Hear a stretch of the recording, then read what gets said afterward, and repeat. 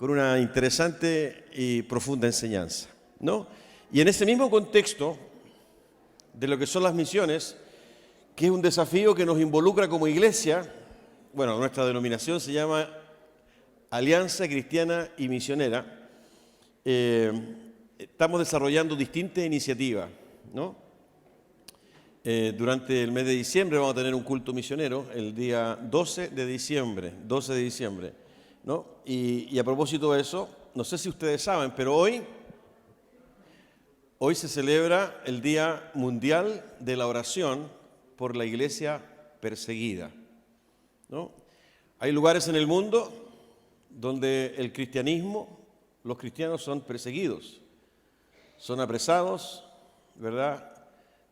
Son arrestados, incluso algunos asesinados, por ser cristianos, por predicar el Evangelio, por confesar a Jesucristo como su Señor y Salvador. En algunos países de África, sobre todo en el norte de África, ¿verdad?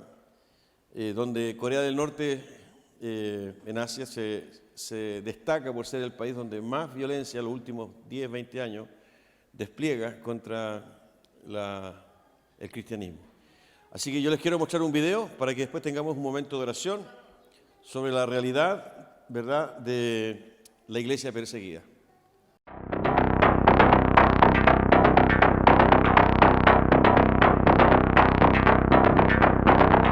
En 2021, el número de cristianos perseguidos aumentó una vez más. Actualmente, al menos 340 millones de cristianos son perseguidos en todo el mundo. Esto representa mucho más que la población total de países como Brasil o Estados Unidos, y sin embargo, ellos permanecen invisibles y desconocidos para la mayoría. Ante esta realidad, Puertas Abiertas presenta la Lista Mundial de la Persecución 2021, un ranking que identifica los 50 países más hostiles para los cristianos. Países que, ya sea a través de estructuras políticas o discriminación, pretenden sacudir a la iglesia local y eliminar el cristianismo de su historia. Autoridades, familias y comunidades enteras presionan a los cristianos para que se rindan y desaparezcan. Este año, la lista presenta por primera vez solo 2 niveles de persecución: extrema y severa. La pandemia ha aumentado la vulnerabilidad que los cristianos perseguidos enfrentan diariamente. En países como India, Pakistán, Bangladesh, Yemen y Sudán, el COVID-19 fue el catalizador de la represión de nuestros hermanos. A los cristianos de las zonas rurales a menudo se les ha negado la ayuda debido a su fe y se han quedado sin acceso a alimentos y medicinas. En América Latina, los grupos del crimen organizado han consolidado su control a través de las restricciones de la pandemia. Los líderes cristianos que no cumplieron los deseos de tales grupos fueron amenazados, agredidos o incluso asesinados. Con eso, México vuelve al ranking. Nuevos países entraron en la lista 2021: Comoras, que negó la libertad de religión para sus ciudadanos, así como la República Democrática del Congo y Mozambique, que se han convertido en focos recientes de la violencia de grupos extremistas islámicos armados. Después de 5 años, Nigeria ha vuelto al top 10 como el país más violento para un cristiano. Grupos extremistas como Boko Haram y los ganaderos Fulani continúan atacando, secuestrando y abusando de los cristianos, especialmente de mujeres y niños, con total impunidad.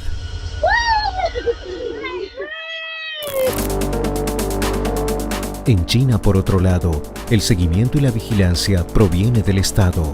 El Partido Comunista ha impuesto cada vez más restricciones para inhibir la libertad religiosa en el país, lo que coloca a China de regreso en los top 20 después de casi una década. Corea del Norte permanece en el primer lugar en el ranking por 20 años consecutivos.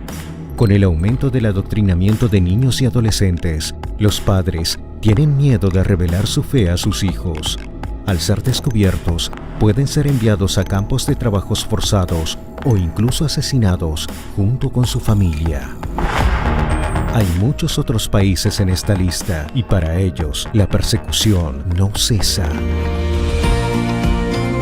Pero la luz de Cristo brilla entre los suyos y el Evangelio también. Aunque la presión es cada vez más fuerte, nuestros hermanos desafían las leyes y el peligro diario que representa caminar con Jesús. Hacemos un llamado a la Iglesia de Cristo en toda América Latina para abrir los ojos, conocer y apoyar a nuestros hermanos perseguidos en todo el mundo. Abre los ojos a la realidad de la persecución.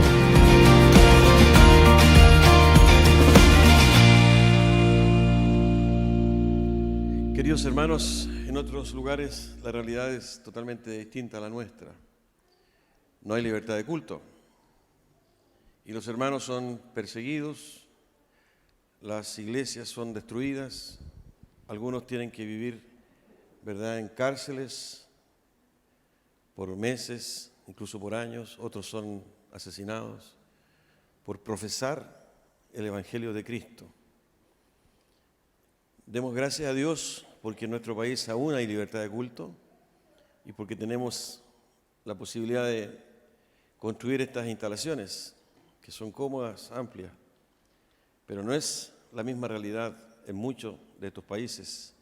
Corea del Norte es el que lidera ya por varios años como el país más represor de la fe cristiana, ¿no? Ustedes vieron que muchos se concentran en el norte de África. De manera que hoy día la Iglesia Mundial Cristiana Evangélica está ha clamado y clamará al Señor por la protección, ¿no?, por la fortaleza de estos hermanos y hermanas anónimos, gente sencilla, común, muchos de ellos humildes, pero que viven la violencia de sistemas totalitarios, políticos y religiosos, ¿no? Así que les quiero pedir que por favor nos pongamos de pie y vamos a tener un momento de oración y nos vamos a sumar. Yo les ruego que ustedes lo mantengan permanentemente en oración por la vida de estos millones de hombres y mujeres absolutamente desconocidos, pero que tienen su fe puesta y sus ojos en Jesucristo, ¿no?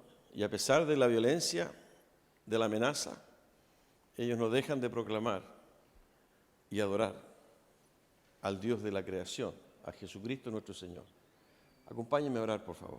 Señor, en el nombre de Jesús, como iglesia tuya, Señor, en este lugar, nos sumamos, Señor, al clamor de muchos millones de hermanos que en el día de hoy claman a tu presencia, Señor, por tus hijos, nuestros hermanos, que en distintos lugares del planeta, Señor, sufren la violencia, sufren la represión, Señor, por profesar tu evangelio, por creer en Jesucristo, por proclamar, Señor, tus enseñanzas, tu palabra. Dios Santo, en el nombre de Jesús, tú sabes dónde están, tú sabes quiénes son, Señor, y en el nombre de Jesús, en esta hora te clamamos para que tú les fortalezcas, para que tú renueves sus fuerzas, para que tú renueves su fe, la fortalezcas, Señor, para que las convicciones y las certezas, Santo Dios, sean tan arraigadas, tan profundas, Señor, que ellos no claudiquen, que ellos puedan permanecer, que ellos puedan perseverar, dando testimonio de tu reino. Señor, protégeles. Padre mío, provee lo necesario, Señor, y ahí donde se hace presente la violencia, la muerte, Señor, que tu Espíritu Santo fortalezca y anime. Señor, tú los conoces, amado Dios, sencillos, humildes, anónimos, amado Dios, pero que son víctimas, Dios mío, de una represión humana, Señor, de la intolerancia que desborda, Señor amado, la vida de los países, la convivencia, Señor, de las personas, Señor, y que divide ideológicamente y drásticamente, Señor, la convivencia. Por eso, Señor amado, oramos para que no desmayen, amado Dios, que puedan, en medio de toda esa desolación, Señor amado, de ese temor, seguramente que se cierne sobre ellos, puedan verte a ti. Amado Dios, que estás con ellos. Tu palabra lo anticipó y nos lo ha dicho, Señor, que íbamos a ser perseguidos, que íbamos a ser discriminados. Señor, por eso ayúdanos y danos fuerza para entender, Señor, que es tu reino que se extiende, es tu palabra que se enseña y se predica. Señor amado, es la realidad de tu presencia, Señor, que entra en conflicto, en crisis con un sistema humano totalitario, Señor, violento, amado Dios, que ama el poder y que obedece, Señor, amado Dios, a una lógica de tinieblas, Señor. Por eso, en el nombre de Jesús, oramos en el día de hoy por estos hermanos. Te rogamos por aquellos que están presos. Te suplicamos por aquellos que han sido, Dios mío, diezmados, por aquellos que han perdido a sus familiares, porque en algunos de estos países ha sido una violencia, Señor, irreflexiva. Padre mío, el mundo te necesita. El mundo necesita el Evangelio. La paz de Cristo, Señor, la anhelamos de tal manera, Señor amado, que no solo en aquellos lugares, sino que incluso también en nuestro país, en este tiempo, Señor, en que estamos tan polarizados, Dios mío, en que en estas divisiones ideológicas, Señor, ha transformado nuestra realidad, Padre Santo, a puertas de procesos democráticos, Señor amado, rogamos por la paz, Señor, rogamos por la reconciliación y ayúdanos a nosotros, Padre Santo, como pueblo tuyo, a liderar, Señor, amado Dios, este desafío, entendiendo, Padre mío, que tú, Señor, irrumpiste en nuestra vida, transformaste nuestro corazón, Padre Santo, y hoy día somos testigos. Somos embajadores, somos hijos tuyos, Señor, que proclaman la esperanza de tu amor, de tu gracia y de tu misericordia. Gracias, Señor, bendecimos tu nombre, oramos en Jesús. Amén, amén. Que el Señor les bendiga. Tome asiento, por favor. Y finalmente, ¿verdad? Quiero compartir con ustedes otra forma y otra estrategia que la Iglesia de Dios tiene para compartir el Evangelio. Porque lo que estamos viendo y lo que hemos hablado ahora tiene que ver con este anhelo de congregarse, ¿no? De escuchar palabras, de cantar alabanza al Señor, de orar los unos por los otros, ¿no? Que es normalmente las prácticas religiosas. Pero también hay otras estrategias que Dios le ha dado a la Iglesia para compartir las verdades del Evangelio, ¿no? Y es el caso de nosotros que hemos desarrollado una pastoral de matrimonios, por ejemplo, ¿no? Donde creemos definitivamente que es tal vez uno de los espacios donde más se necesita la presencia de Cristo, en la reconciliación de los cónyuges, de las parejas, de los matrimonios. Y es así como este día viernes, próximo viernes, tenemos una actividad, ¿verdad?, bastante creativa, justamente para invitar a las parejas, a los matrimonios, a que puedan acompañarnos. Es la terminación de las actividades del año y el gran énfasis, ¿verdad?, es la intimidad de la pareja. Pero no solo la intimidad conyugal, sexual, sino que también la intimidad emocional, afectiva, espiritual que debe haber en una relación de pareja. Así que les quiero mostrar un videíto, ¿verdad?, de invitación.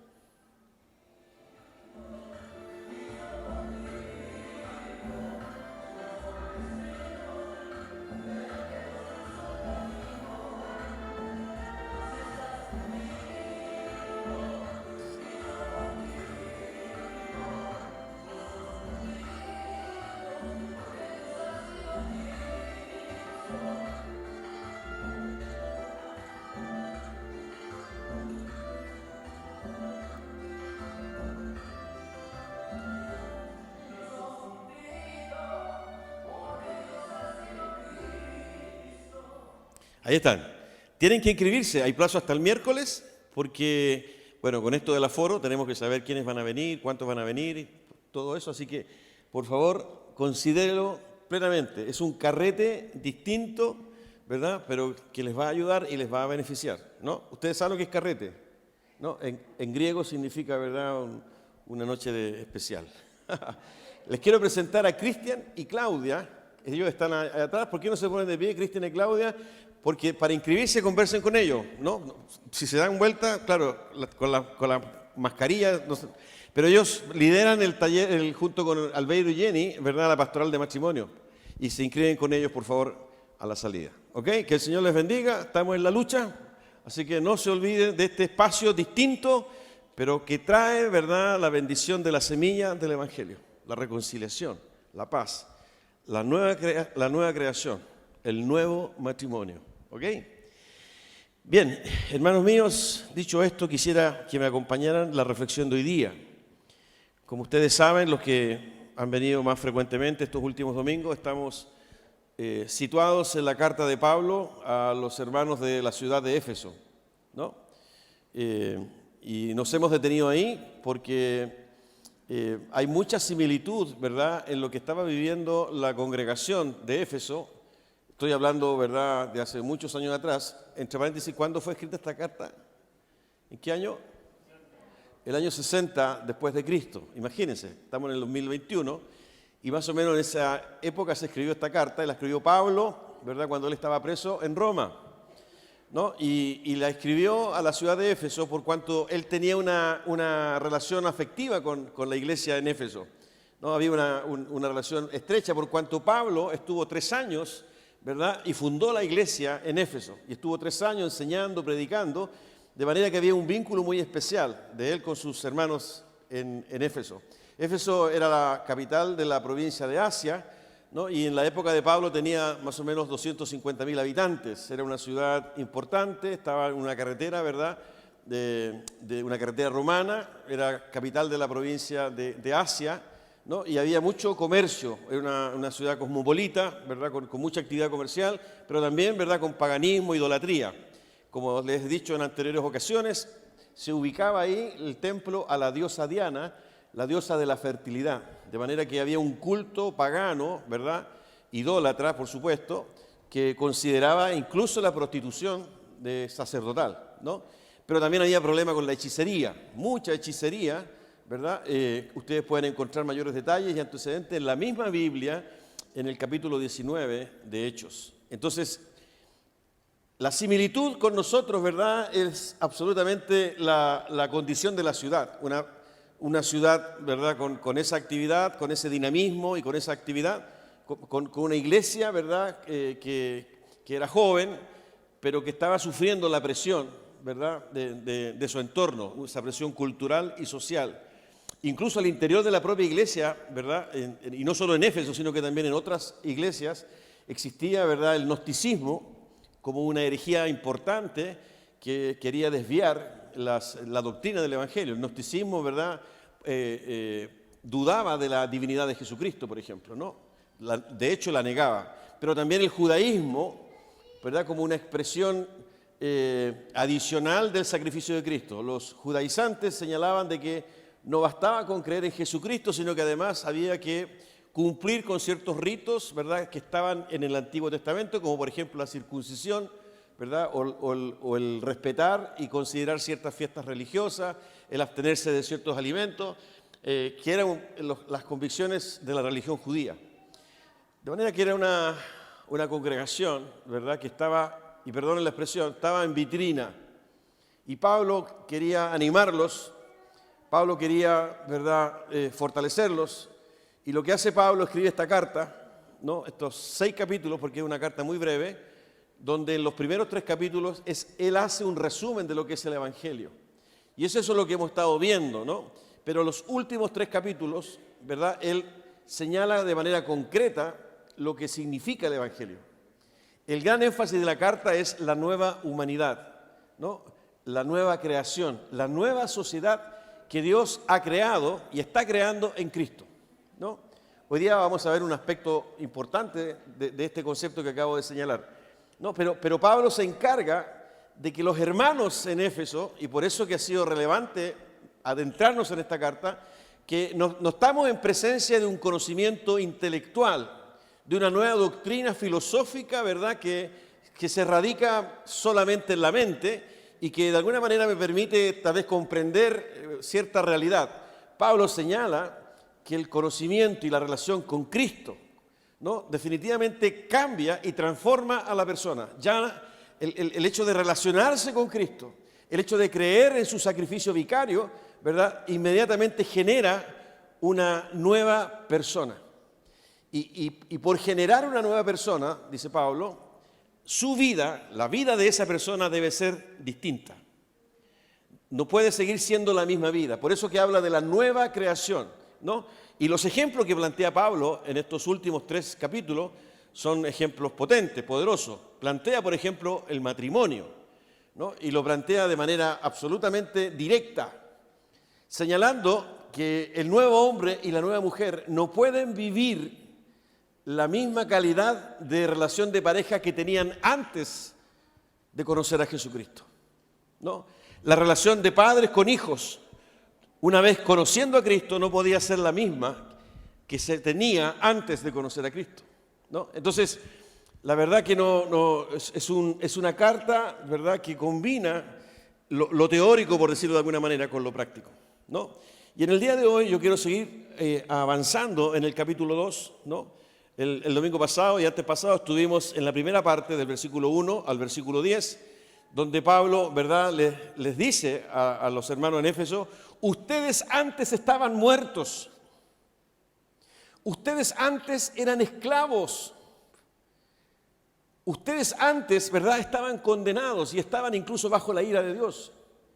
Y a continuación les dice: pero Dios, ¿verdad?, los llamó, los resucitó, pero Dios les dio vida en Cristo. Esto se lo comparto a modo de resumen, porque precisamente ese es el lenguaje, ¿verdad?, que ocupa Pablo para mostrar el contraste y para mostrar la radicalidad de la obra de Dios en la vida de una persona, de un hombre o de una mujer. Pablo está señalando que nada vuelve a ser lo mismo. Incluso, ¿verdad?, conversábamos el domingo pasado de que este es el concepto de salvación, pero que es un regalo de Dios, dice Pablo. Es a propósito de su gracia. No depende de ustedes, les escribe Pablo. Esto es algo de Dios, es un regalo.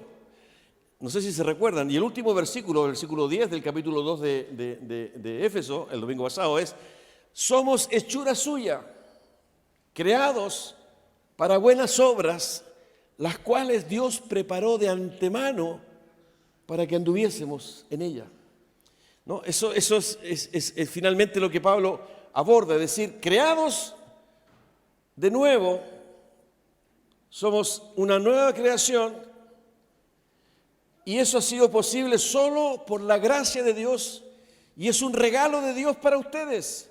No tienen que hacer nada, solo creer en Jesucristo, en la sangre de Jesucristo. Y si ustedes creen en la sangre de Jesucristo, ¿verdad?, hay un fenómeno sobrenatural, poderoso, que depende de Dios, que los transforma y los engendra a una nueva dimensión, la dimensión espiritual, de modo que ustedes son una nueva creación. Y por ser una nueva creación, hay obras que Dios tiene preparado de antemano para que ustedes las ejecuten, ¿no? Eso es lo que le está diciendo Pablo a los hermanos en Éfeso. Y como nosotros lo tenemos claro y no tenemos necesidad de que se nos recuerde, yo se los comparto, ¿verdad?, para que ustedes les cuenten a otros. No es así, hermanos. Esa palabra está vigente también para nosotros. Una de las cosas que yo he planteado estos domingos, ¿verdad?, esa tendencia nuestra a querer devolverle a Dios de alguna manera lo que Él ha hecho por nosotros. Y resulta muy complejo y difícil de que esto es gracia. No tienes que hacer nada, solo tienes que creer. Es el regalo, y Pablo lo dice, regalo de Dios. Y eso es un aspecto no menor, porque de alguna manera me mantiene, ¿verdad?, en un estatus que no me permite disfrutar de un regalo que me han dado. Me regalaron un Mercedes-Benz del año 2021, me entregaron las llaves, ¿verdad?, está estacionado afuera. No sé mucho de autos, así que no les puedo decir qué modelo, ¿verdad?, pero yo no lo quiero usar porque me cuesta entender que ese auto que vale, no sé, 40 millones de pesos o más, no sé, sea mío y que me lo están regalando y que yo no tengo que hacer nada. Algo está mal acá y yo no logro, ¿verdad?, disfrutar de un regalo que se me está dando. Incluso cuando abro el auto, me siento y lo conduzco, ¿verdad?, siento que me siento incómodo, me siento mal. No, sabes que yo te lo puedo pagar en cuotas de 1,000 pesos, no sé, de aquí a incluso mi próxima generación, digamos, ¿no? Porque no lo puedo pagar, pero me aseguran que es mío, es tuyo. Perdonen el ejemplo, a lo mejor es muy burdo, pero ese es el problema, ¿verdad?, que había en los hermanos en Éfeso y en nosotros. La salvación, la relación con Dios, pasa por tu fe en Jesucristo. A continuación, ¿verdad? La segunda parte, y es lo que quiero compartir con ustedes hoy, ¿verdad? Es lo que Pablo empieza a desgranar, ¿no? Empieza a desgranar, es decir, a reconocer que la iglesia de Éfeso, por ejemplo, está conformada por hermanos que no son judíos. Y él expone una idea potente. Leamos, por favor, el texto que va del versículo 11 al 22.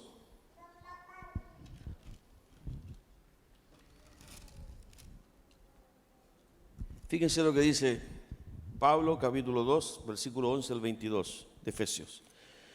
Por lo tanto, recuerden ustedes los gentiles de nacimiento, los que son llamados incircuncisos por aquellos que se llaman de la circuncisión, la cual se hace en el cuerpo por mano humana. Recuerden que en ese entonces ustedes estaban separados de Cristo, excluidos de la ciudadanía de Israel y ajenos a los pactos de la promesa, sin esperanza y sin Dios en el mundo. Pero ahora en Cristo Jesús, a ustedes que antes estaban lejos, Dios los ha acercado mediante la sangre de Cristo. Porque Cristo es nuestra paz. De los dos pueblos ha hecho uno solo, derribando mediante su sacrificio el muro de enemistad que nos separaba. Pues anuló la ley con sus mandamientos y requisitos. Esto lo hizo para crear en sí mismo de los dos pueblos una nueva humanidad al hacer la paz, para reconciliar con Dios a ambos en un solo cuerpo mediante la cruz, por la que dio muerte a la enemistad. Él vino y proclamó paz a ustedes que estaban lejos y paz a los que estaban cerca, pues por medio de Él tenemos acceso al Padre por un mismo Espíritu. Por lo tanto, ustedes ya no son extraños ni extranjeros, sino conciudadanos de los santos y miembros de la familia de Dios, edificados sobre el fundamento de los apóstoles y los profetas, siendo Cristo Jesús mismo la piedra angular. En Él todo el edificio bien armado se va levantando para llegar a ser un templo santo en el Señor. En Él también ustedes son edificados juntamente para ser morada de Dios por su Espíritu. Acompáñenme en una oración. Dios amado, en el nombre de Jesús, llegamos al momento, Señor, de leer y explorar tu palabra.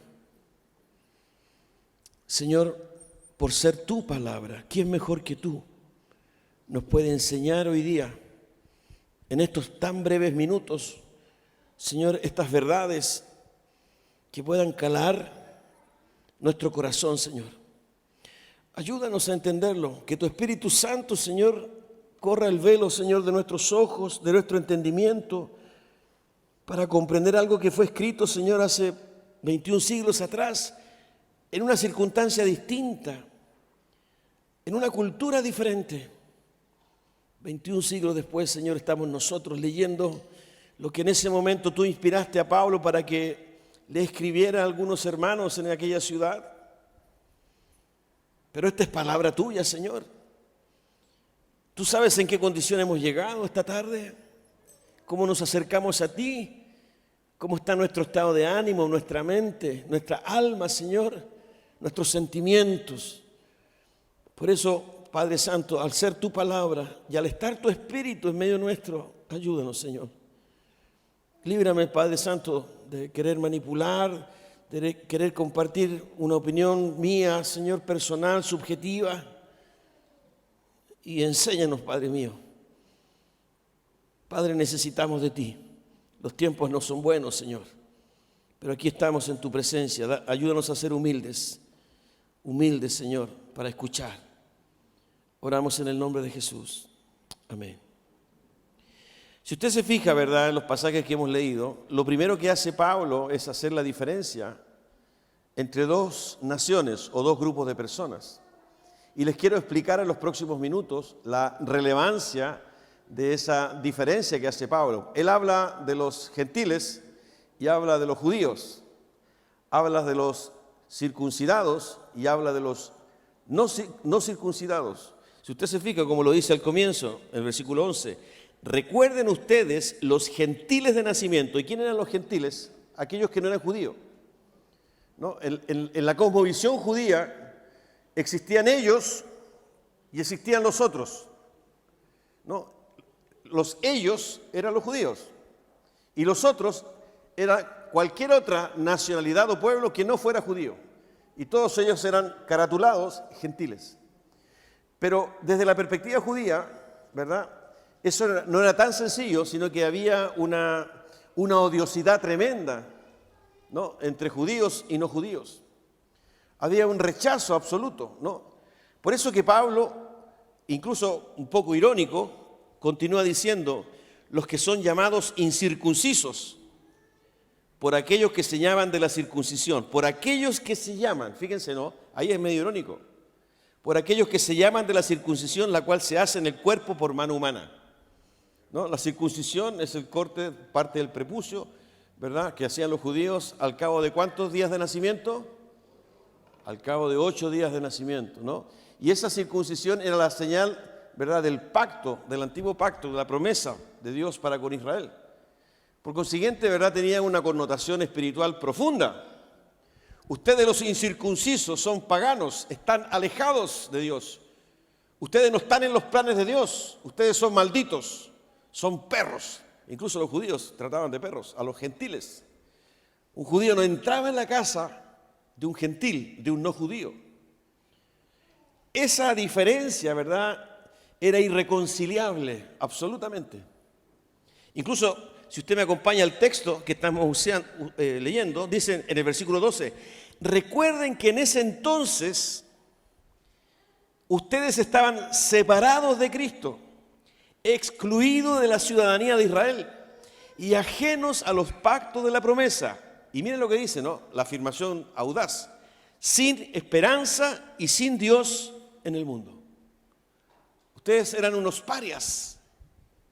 Incluso había algunos dichos judíos que señalaban que los gentiles estaban, ¿verdad?, para combustible en el infierno.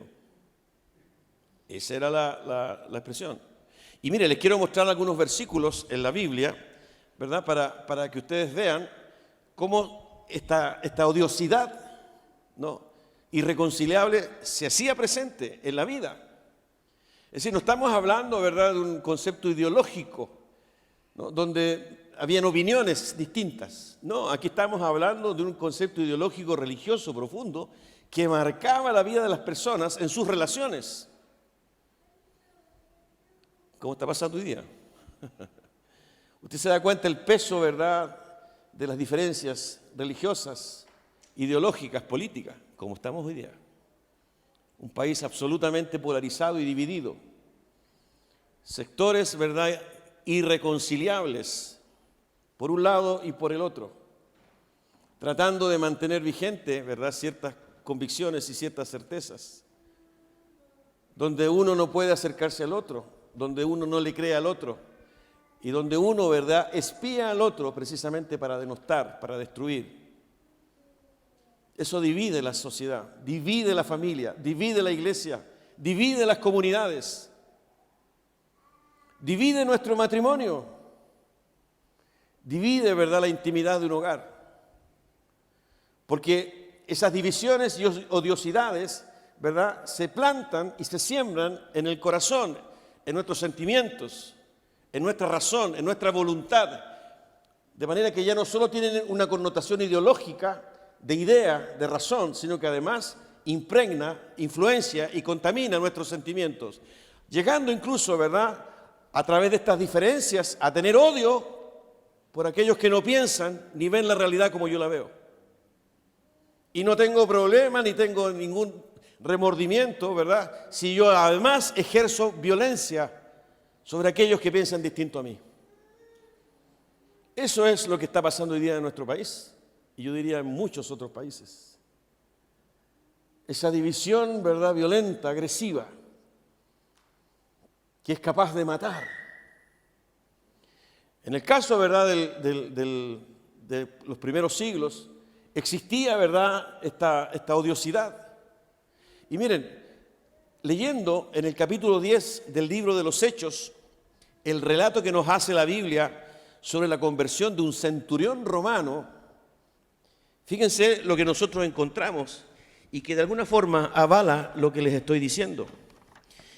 En el capítulo 10 de Hechos, versículos 44 al 47, mientras Pedro estaba todavía hablando, estoy leyendo Hechos 10, versículo 44 al 47, mientras Pedro estaba todavía hablando, el Espíritu Santo descendió sobre todos los que escuchaban el mensaje.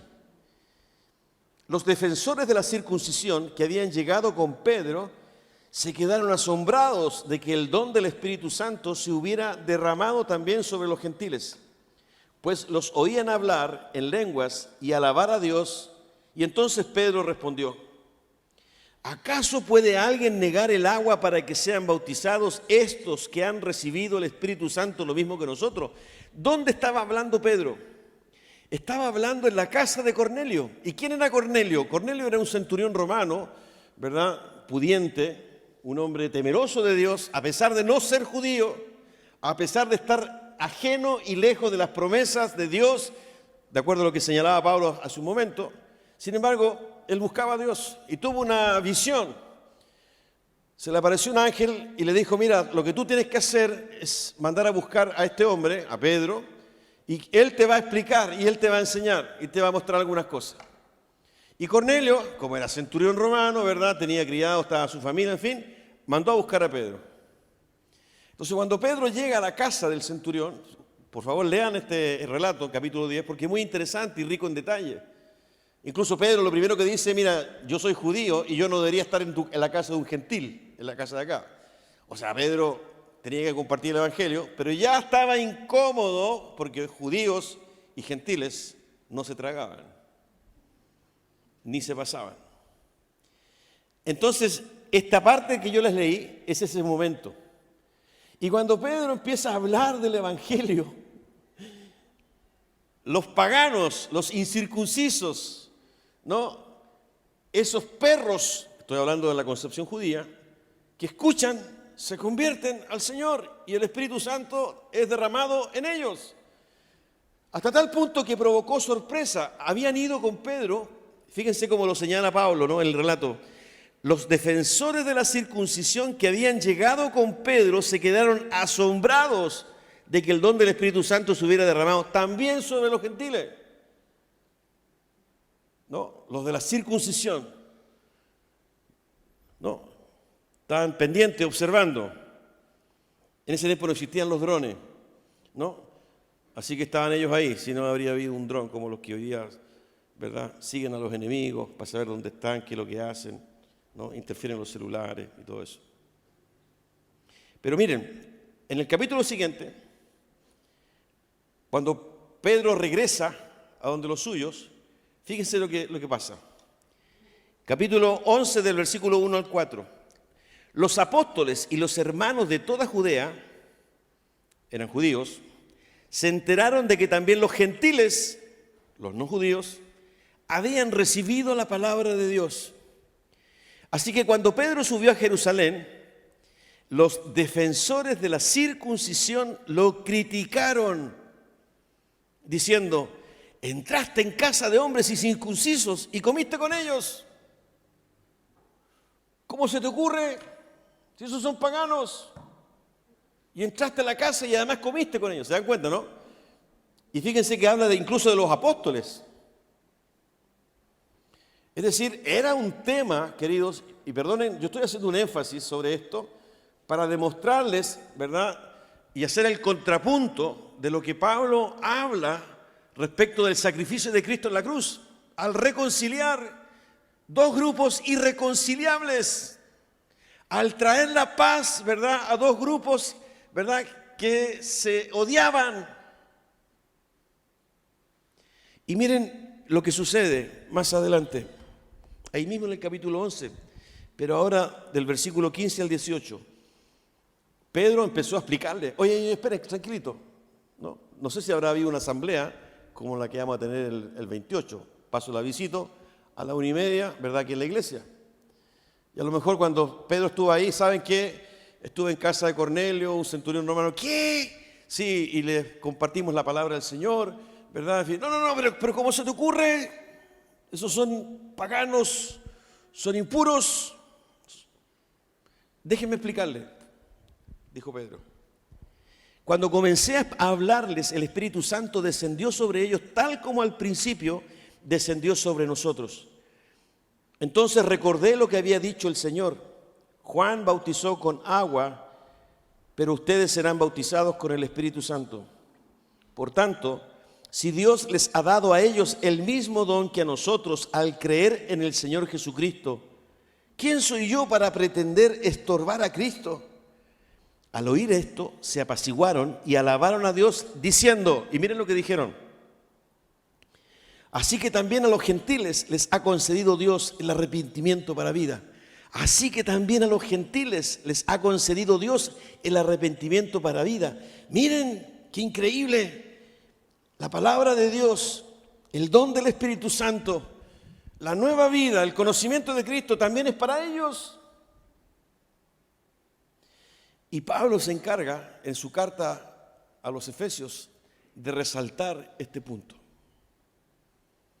Antes ustedes, hermanos, escribiéndole a los hermanos de Éfeso, como son gentiles, ustedes no tenían ninguna posibilidad.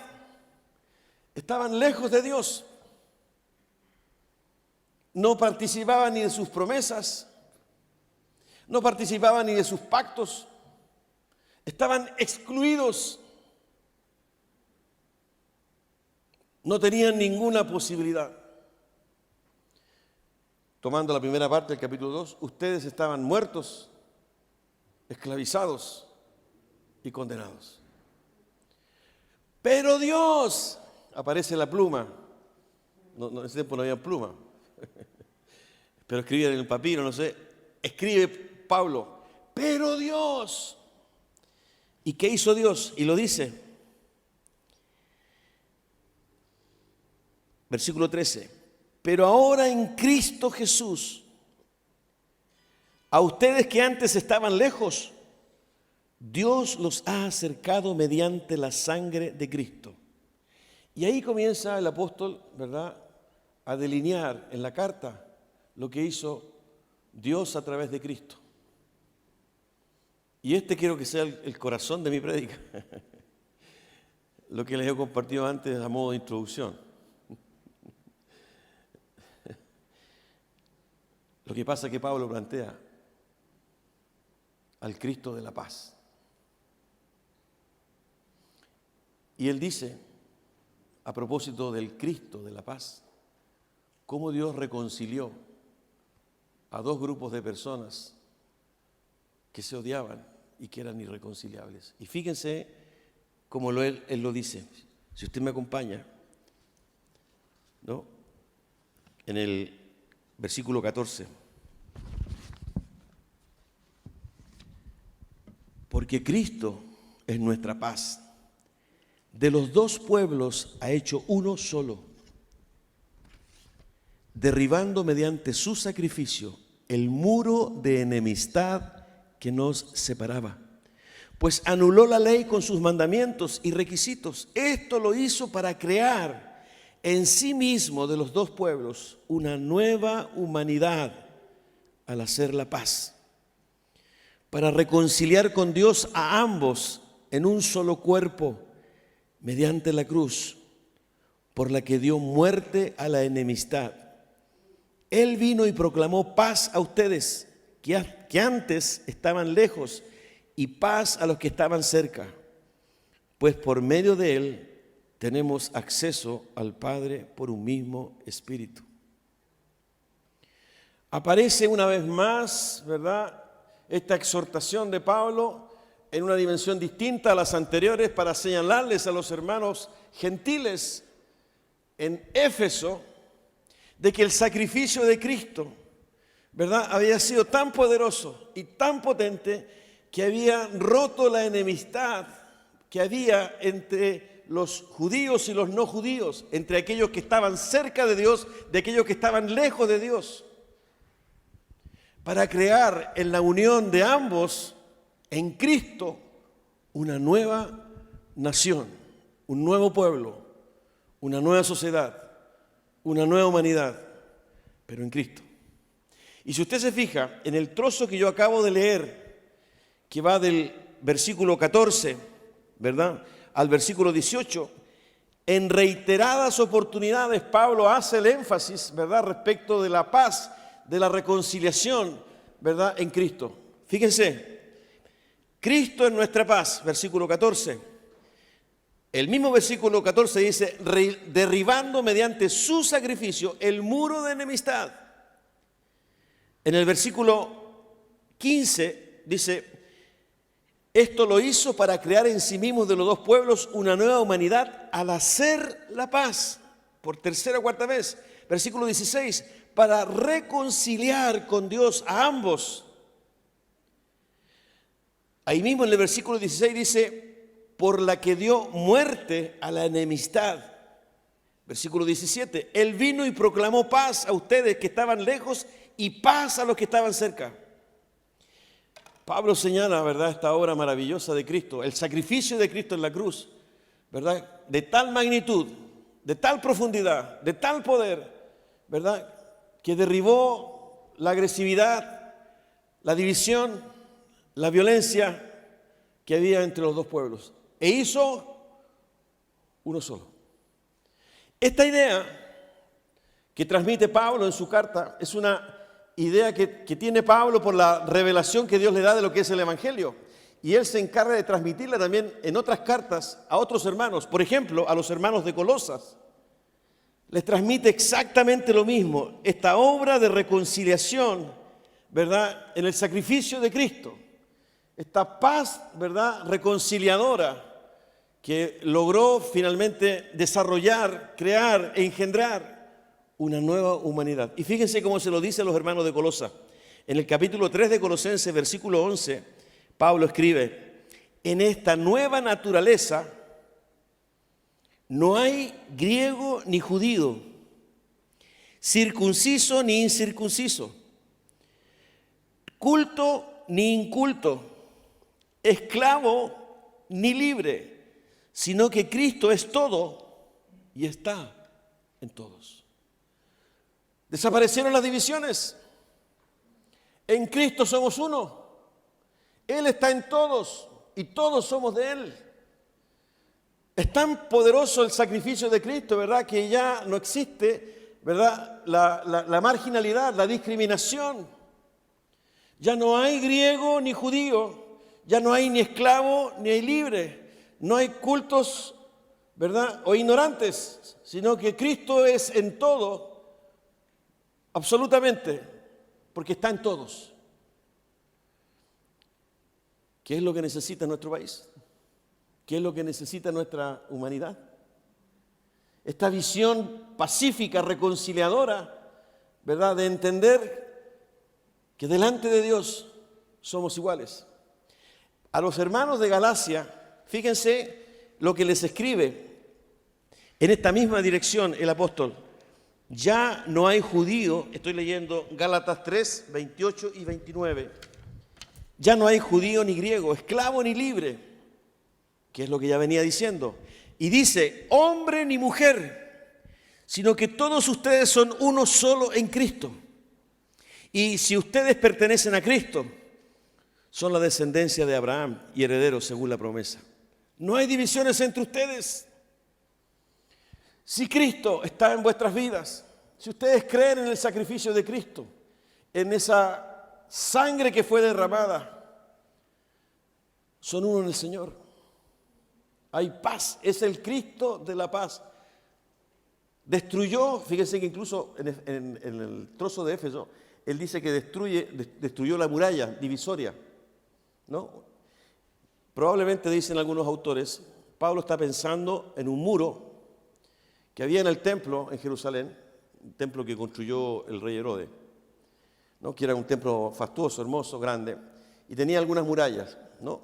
Y esas murallas eran para que las personas que fueran se ubicaran. Por ejemplo, lo más adelante, ¿verdad?, estaban los hombres, y después venía una muralla, y después venían las mujeres.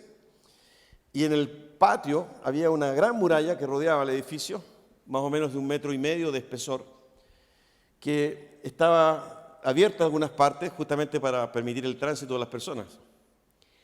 Pero habían avisos en esa muralla, la que estaba afuera, que decía, prohibido pasar los gentiles, o si no serán ejecutados los gentiles. Hasta eso llegaba el odio, ¿no? Entonces, es como si pusiéramos ahí un letrerito: los que no son miembros de la iglesia ni conocen a Cristo como Señor y Salvador no pueden entrar acá o serán denunciados. Una cosa absurda. Pero en ese templo había. Entonces, cuando Pablo dice que Cristo derribó la muralla o el muro, ¿verdad?, divisoria, Pablo está pensando, probablemente, dicen algunos escritores, en que esa muralla que le impedía a los gentiles ingresar al templo, Cristo las derribó, ¿verdad?, en la cruz del Calvario. De tal manera, ¿verdad?, que pudieron entrar y pudieron con los judíos o con los circuncisos, en fin, como queramos llamarlo, hacer un solo pueblo. Hizo la reconciliación e hizo, ¿verdad?, la amistad. El Cristo de la paz. El Cristo de la reconciliación. El Cristo que rompe, ¿verdad?, nuestras diferencias.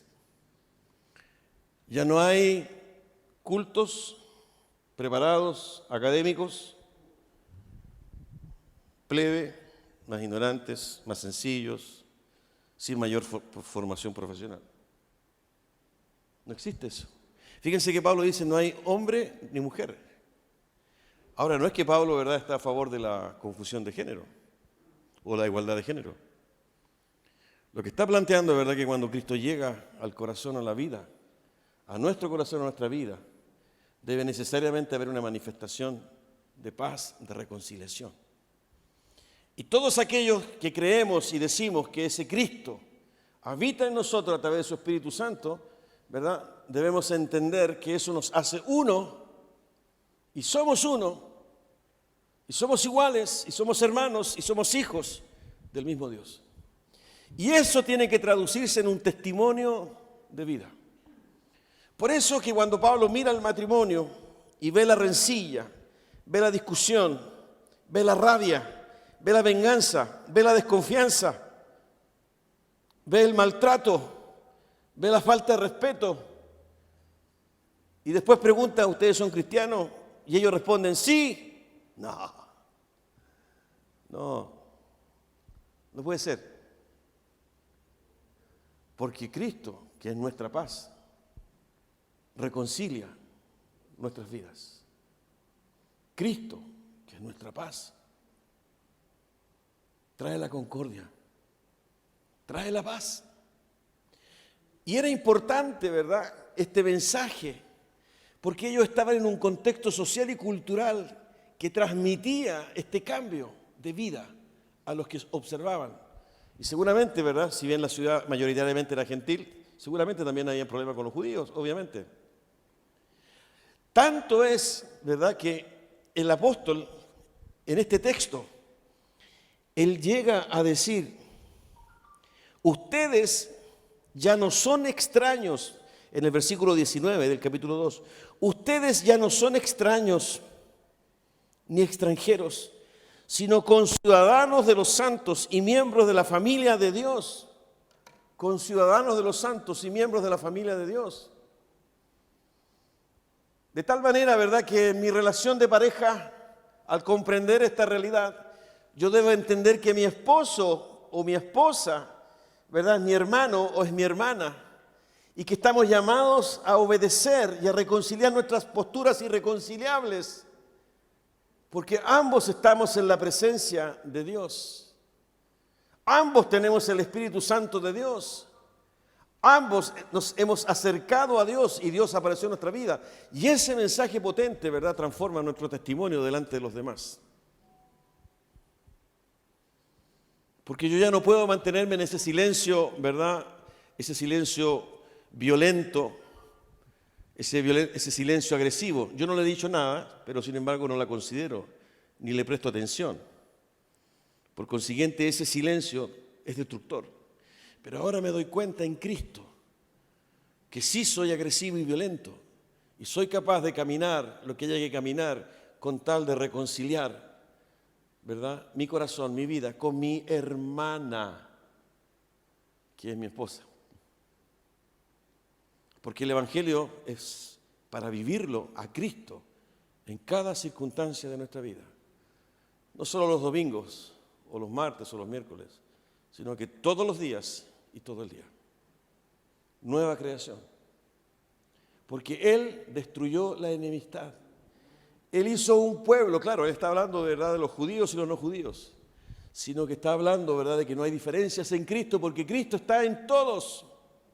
Y ese es el mensaje que nuestro país necesita. Fíjense que en el grupo de discípulos de Jesús había uno, como le dije a los hermanos en la mañana, voy a usar lenguaje actual. Había uno que era de extrema derecha. No quiero influir nada, ¿eh? Por supuesto, nada. Pero ese de extrema derecha era un publicano, había un discípulo que era publicano. Y ese discípulo publicano, ¿verdad?, recogía los impuestos y de acuerdo a la metodología de la época, eran hombres que espiaban la vida diaria de las personas para cobrar impuestos. Como no existían las facturas ni las boletas, ¿verdad?, entonces la manera era la observación. Entonces cuando había alguien en la cuadra que mejoraba su ingreso y se notaba, ¿verdad?, un incremento, porque cambió el burro era más joven, ¿verdad?, que el burro anterior, este tiene que haber aumentado su ingreso. Señor, soy publicano, vengo a cobrar impuestos, pero esta vez le vamos a subir los impuestos. ¿Pero cómo? Sí, porque bueno, usted ha cambiado algunas cosas, así que venga para acá, el soldado romano, impuesto. Eran odiados. Religiosamente eran considerados impuros, malditos, a pesar de ser judíos, porque habían adherido, ¿verdad?, a la corriente política imperante del momento, que era el Imperio Romano, publicano. Y por el otro extremo, la extrema izquierda, estaban los celotes. Y Jesús también tenía un discípulo celote. Y los celotes, ¿verdad?, creían que el poder podía ser arrebatado de los romanos a través de la acción armada. ¿Han escuchado ustedes eso, no? La acción armada. O sea, esto es irreconciliable. La única posibilidad de liberar a Israel es destruyendo a Roma. Y era discípulo de Jesús.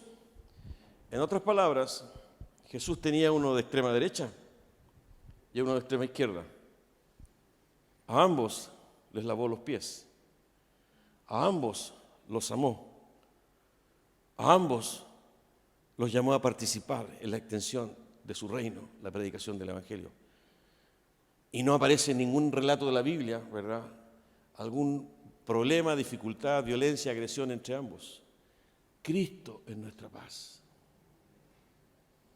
Cuando nos acercamos a Él, cuando le entregamos nuestra vida a Él, cuando creemos en Él, cuando nuestro anhelo es obedecerle a Él, aflora, ¿verdad?, por algo sobrenatural, por cuanto pone de su Espíritu en nosotros, esta reconciliación, esta misericordia y esta compasión. Entonces, con aquel o con aquella que yo tenía diferencias irreconciliables que me hacían ser agresivo y violento, cambia. Y aparece la gracia, la misericordia y la compasión. Y soy capaz de dar los pasos necesarios para pedir perdón o para perdonar. De eso está hablando Pablo. Ustedes fíjense lo que eran antes, no podían. El odio los consumía, el rencor, la frustración. Mira lo que hizo Cristo. Él es nuestra paz. Por eso, hermanos, preguntémonos ahora al acercarnos a la mesa del Señor que vamos a pasar en este momento. ¿En qué condición está nuestra vida? ¿Cómo vivimos el Evangelio? Esta es una predicación más. Gracias, pastor. La verdad que estuvo un poco largo, pero me gustó. Así que nos vemos el próximo domingo. No sé si venga, porque ahora tengo que ir a almorzar. Shaolin. Shaolin significa nos vemos en coreano. Y vivo la semana como siempre la he vivido. No es eso, hermanos. Hay que reaccionar. Pablo comparte estas verdades y aborda ejemplos concretos porque espera la reacción de ellos. Anímense, renuévense, confiesen, reconcíliense, reaccionen. Dios los llamó para algo distinto, especial. No se involucren, no se mezclen, tengan cuidado cómo viven. Ustedes conocen al Señor, conocen a Cristo. Él dio de su espíritu en sus vidas. No son cualquiera persona. Ustedes son conocidos y llamados por Dios desde antes de la creación del mundo. Y eres conocido y llamado por Dios con tu nombre. Y te consagró para Él. Eres de Él. De manera que hoy todo lo que tú vives tiene que ser, ¿verdad?, con una convicción, con una motivación, con prioridades distintas, porque eres una nueva creación, eres una nueva mujer, eres un nuevo hombre. Y allá afuera lo que se necesita es precisamente la esperanza de poder comenzar de nuevo.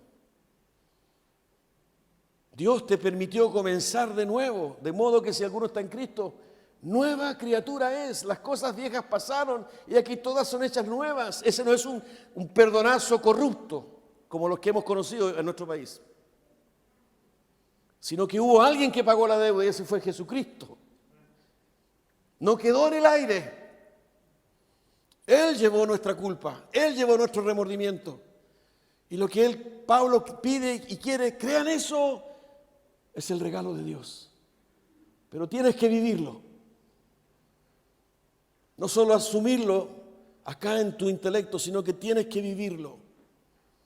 Y la manera en que lo vives, ¿verdad?, es en el día a día, comenzando, ¿verdad?, por ti, siguiendo por tu familia, tu esposa, tus hijos, en tu trabajo. Nueva creación.